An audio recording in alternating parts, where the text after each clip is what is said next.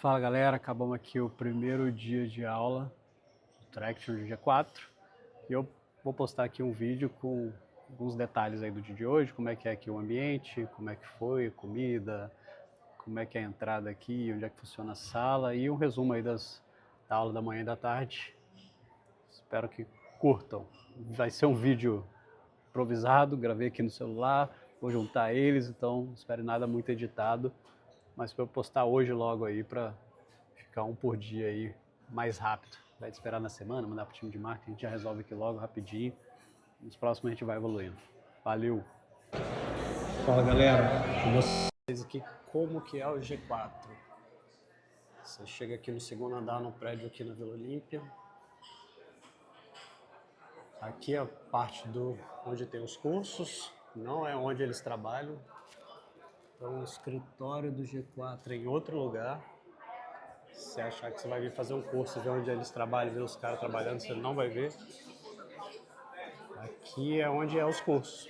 Eu já vi aqui pela segunda vez. Tem umas salinhas VIPs aqui para quem paga mais, provavelmente. Um pacote aí maior. E aqui tá a galera do curso hoje, ó. Lotado. Cafezinho da manhã.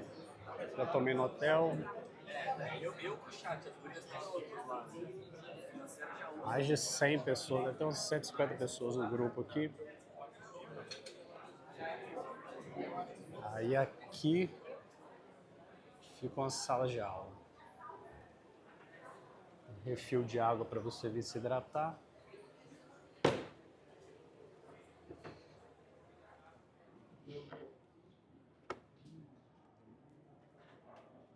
Aqui é onde a galera vai estudar. A mesa é a 12, eu já vi que a mesa 12 é a última da sala.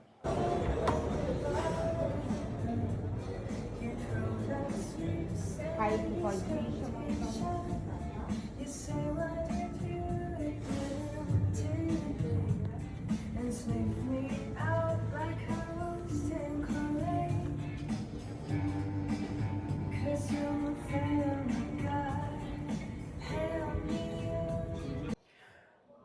Fala galera, finalizamos aqui o primeiro dia de aula no G4 Traction. Vou tentar trazer aqui um resumo aí das duas aulas que a gente tivemos hoje. A primeira aula foi de gestão financeira com o Giovanni. E aí esse é um dos assuntos aí que eu mais preciso evoluir como CEO da PowerTunney. É aquela sopinha de letrinhas, ativo, passivo, DRE, ativo circulante, passivo circulante, não circulante, prazo de pagamento, compra, vende, paga, fluxo de caixa e etc. Então, serviu para me lembrar que eu preciso estudar mais isso. As 2 horas que foi falado aqui não foi suficiente, preciso de uns 4 dias de um curso desse para poder saber como é que esse negócio funciona de cabeça, vamos dizer assim. A PowerTunney sempre foi tudo muito mais simples, porque a gente não tem estoque, eu não preciso comprar para vender nada, eu não tenho pagamento com muito prazo, que preciso ficar controlando por causa de fluxo de caixa. 80, 90% da nossa receita é recorrente, então o dinheiro entra no mês, a gente paga todo mundo e tem que sobrar. Basicamente, sim, que a gente viveu até hoje, receita, despesa, lucro. Nós sempre demos lucro, por quê? Não porque a gente é bom e tal, sim, a gente é bom, mas não porque a gente é foda e é o melhor, nada disso. Deu lucro porque a gente só cresce se tiver lucro. Então, se tiver dando lucro, sobrando uma margenzinha, ó, pagamos isso, recebemos isso, sobrou isso aqui. Então dá para investir nisso e no próximo mês vai continuar dando lucro. Então a gente só cresce, só contrata as pessoas depois que aumenta a receita, com mais venda, com mais atendimentos, com mais clientes. E aí a gente investe. A gente não precisa investir antes, contratar um monte de gente, depois correr atrás de vender. Então a gente sempre foi dando passos menores assim.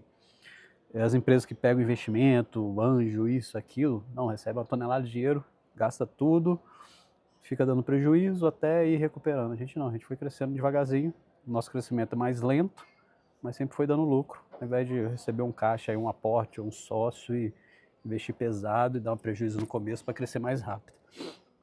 Então, nossa parte financeira sempre foi muito simples.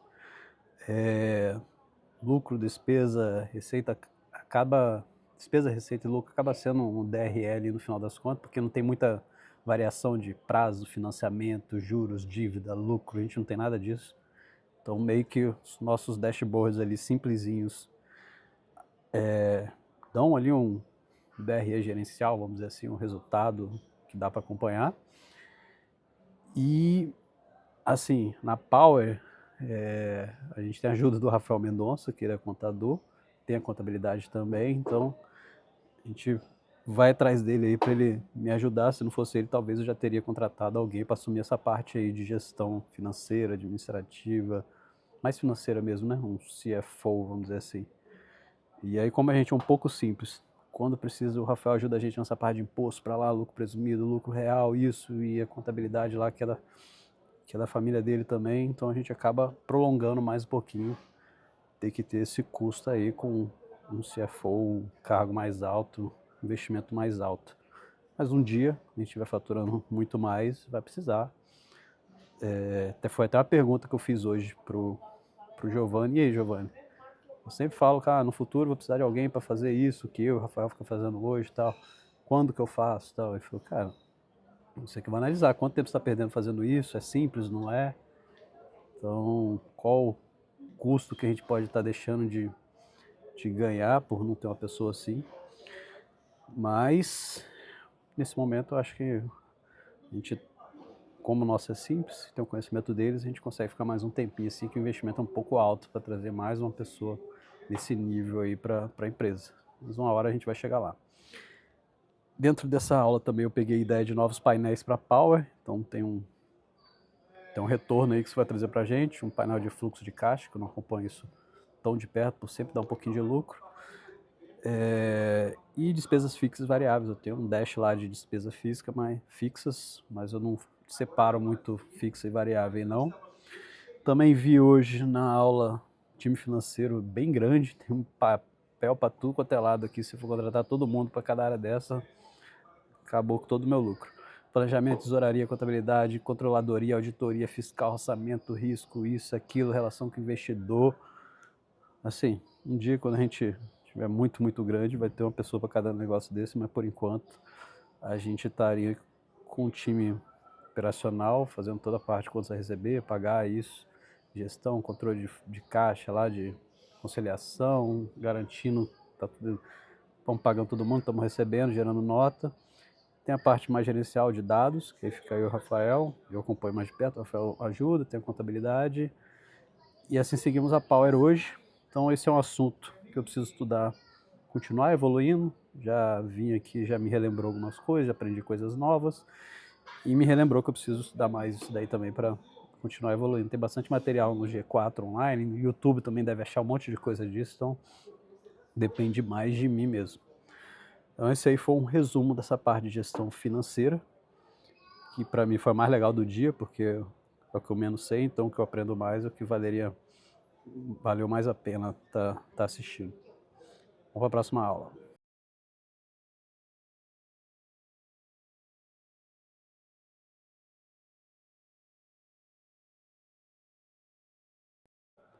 A segunda aula do dia, e aí foi a segunda e a terceira, foi a tarde inteira, foi de cultura e liderança com Marcelo Toledo.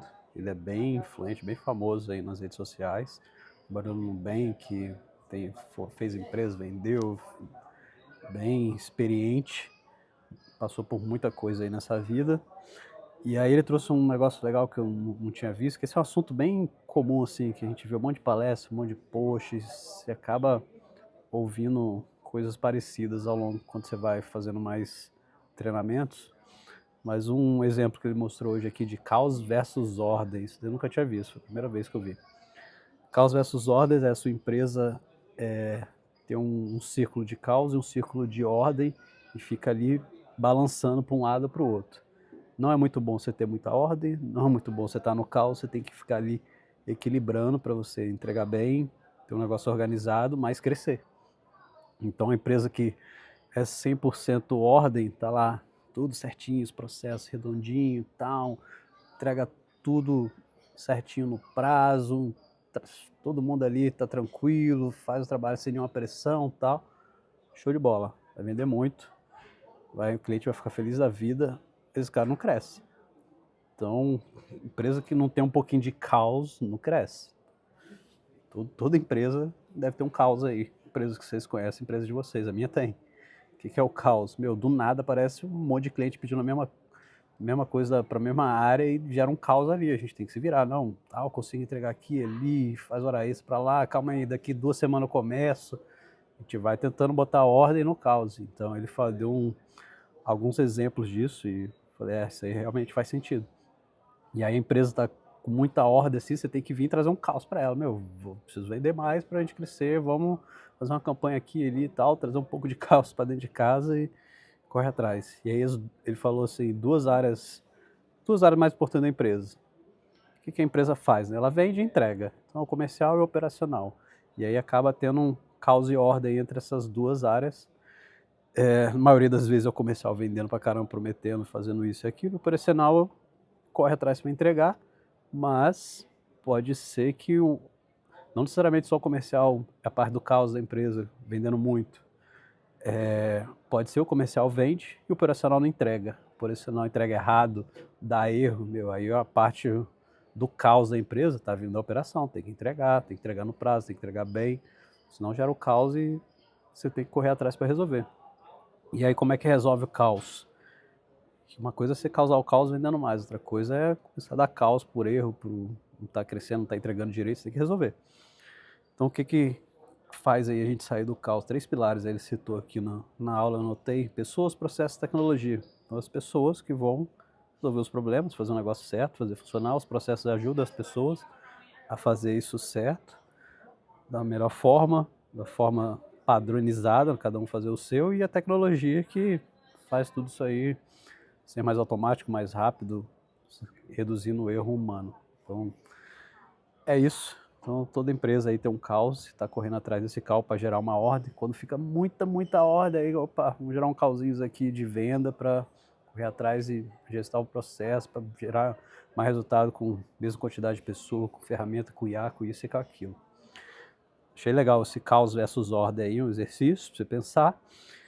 Aí falou também bastante cultura. Cultura já é um assunto que a gente ouve bastante, vários treinamentos, podcast, mas toda vez que você ouve, você relembra um pouquinho e é bom, né? Então, cultura, temos aí, como é que muda a cultura da empresa? A empresa vai crescendo, vai mudando a cultura. Portani com 10 funcionários tinha uma cultura, agora com 110 já tem uma outra. E aí os elementos para fazer a cultura funcionar, para mudar, dado. O número 1 é dado, ele listou 3, né? Você ter o dado das pessoas, a pessoa chega, tô lotado de tarefa, tal, mas cadê o dado? Quais números você tem aí? Isso é bom ter o líder para estar acompanhando isso, para as pessoas seguirem ali a cultura, os processos da empresa, como a empresa quer ser mostrada ao mercado, como é que aquela empresa quer que os clientes sejam atendidos. E os rituais. Rituais, eles deu alguns exemplos que os rituais de liderança com liderado. Então, ele trouxe aqui um ritual operacional. Na verdade, antes de eu falar do ritual operacional, ele fez aquele triângulozinho padrão de empresa, que você tem lá no topo estratégico, no meio tático, na base operacional. O operacional é o maior, né? E vai reduzindo aí no triângulo aí do estratégico, tático e operacional. O operacional, o negócio você tem que acompanhar diariamente, meta ali, você está produzindo dia a dia, das pessoas mais de perto. Tático semanal, estratégico mensal, faz sentido. E aí nos ritos operacionais, antes de eu falar do rito operacional de novo, ele falou que o operacional tem que ter, não tem como a empresa viver sem um operacional, sem um acompanhamento ali dia a dia, porque é aquilo ali que gera. O tático e o estratégico, às vezes, pode ser a mesma pessoa. Então, galera que é empresário, normalmente é a gente que faz o tático, estratégico, e tem um time ali operacional para ajudar a gente. Não necessariamente precisa ser 2 pessoas separadas, um para tático e para estratégia. À medida que cresce, até tem meu time de SQL, por exemplo, tem o operacional, tem o tático, seria o team leader, estratégia seria o head, comigo. Então tem 3 níveis, mas você pode ter só 2, você está começando. E aí os ritos operacionais que eu anotei aqui, que ele falou, 4 passos básicos aí que você tem que fazer. É um planning, começo da semana, o que a gente vai fazer, qual a meta, o que a gente tem que fazer para bater a meta aí, melhorar o processo, isso e aquilo. Aquela daily de 10 minutos, rápido, em pé, nossa é online, né, mas tem que ser um negócio rápido, pode ficar agarrando. E no final da semana um review. E aí, o que eu planejei lá na segunda, fez, não fez por quê, isso e aquilo. Fazer uma retrospectiva mensal para ver os continuidade de melhoria de processo, todo mês, continuar melhorando, não ficar só seguindo a maré aí de execução, tem que fazer uma retrospectiva e sempre tem uma coisa para melhorar. E o 1 para 1 do líder com o liderado, uma vez por semana também é a indicação dele. Eu já vi o Thales também falando disso, toda hora ele fala isso. Tem um one-to-one com a galera dele. E isso é um rito operacional, então toda empresa, essa parte operacional não tem para onde correr. Tem gente entregando, tem que ter um líder ali acompanhando de perto e fazendo isso. Hoje na PowerTone eu não faço mais isso, tem um time que faz para mim, mas lá atrás é eu que fazia. E aí a parte mais estratégica, quais ritos estratégicos tem da galera do topo da pirâmide, vamos dizer assim, do triângulo lá que ele explicou. Aí ele falou pra gente separar nosso dia em 70-30 ou 80-20, gastar 20 e 30% da nossa semana, do nosso tempo com ritos fixos. O que é ritos fixos? É acompanhando indicadores e fazendo um one-to-one com todos os liderados, heads, team leaders, tech leaders e etc. Quem está debaixo de você, no meu caso na PowerTone são os heads, fazendo um one-to-one semanal com esses caras. Eu já vi o Thales também falando disso, acho que ele faz. Mas assim, e aí o resto da semana, né, os 70% você vai, você faz o 30% com a galera para eles não precisarem ficar te chamando fora desse horário e te liberar para tocar o resto das coisas, crescimento, pensar em novas coisas, evolução, com os outros 70%. Só que, assim, isso é meio... Até mandei no grupo da empresa hoje aqui. Sim, não tem certo e errado, eu acho. Porque você vai lá e lê outras biografias, o cara lá da Amazon e outros que eu já vi também, não vou lembrar o nome da empresa.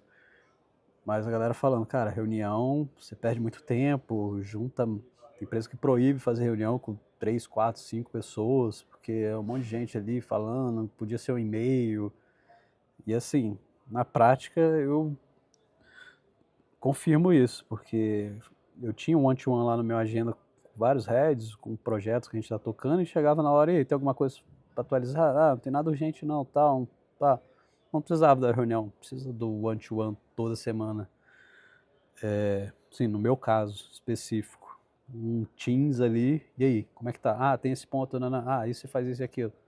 Resolve rapidinho, precisa ter aquele compromisso da reunião, chega um pouco antes, às vezes traz um pouquinho e vai uns minutos para lá e conversa um pouquinho para cá, perder um tempinho ali que não precisava. Então, tem indicação de fazer o one-to-one, mas tem outras pessoas, outras biografias aí que falam que reunião você tem que evitar ao máximo, que você está perdendo tempo. E aí você testa na sua empresa e faz o que você achar que funciona para você. Beleza? E para fechar, eles também deram bastante exemplo de casos famosos, Steve Jobs, Elon Musk, o da carreira do próprio Marcelo, que já vivenciou muita coisa. Essa parte foi a parte mais legal, né? Que desses famosos a gente sempre já ouve falar por aí de histórias dele, de como fundou, como cresceu um produto. Agora, do Marcelo eu não conhecia muitas e você acaba aprendendo, pegando uma ideia ali, que ele sempre passa. Uma coisa que ele passou, que ele vivenciou com o funcionário dele é perguntar sobre a vida pessoal do cara, não para virar um amigo da pessoa, mas para entender essa pessoa, o que essa pessoa passa, o que ela está vivendo, até para você cobrar dela de uma forma que, enfim, você vai ter um conhecimento melhor dela, você vai saber gerenciar ela melhor. Essa é a ideia dele, mas não a ponto de transformar isso numa amizade que possa atrapalhar porque você é amigo da pessoa. Não, tem que conhecer porque é um funcionário seu, você está lidando com ele ali todo dia, vai cobrar dele, e aí você conhecendo o que ele está vivendo pode te ajudar a trabalhar de uma forma diferente ou tentar ajudar ele para ele produzir mais no trabalho, resolvendo algum problema que ele tem fora do trabalho. Isso é legal, essa dica é legal, fica a dica aí para vocês. E é isso, galera. Assim fechamos o nosso primeiro dia 4. subir esse vídeo lá no canal e tentar gravar amanhã de novo. E no domingo, são 3 dias de curso. Fechou? Valeu! Aí galera, ó. Agora é a hora do happy hour. A comida aqui é top. O almoço foi top. O lanche da tarde foi bom. Esse nhoquezinho aqui com queijo tá sensacional. Saúde! Amanhã tem mais.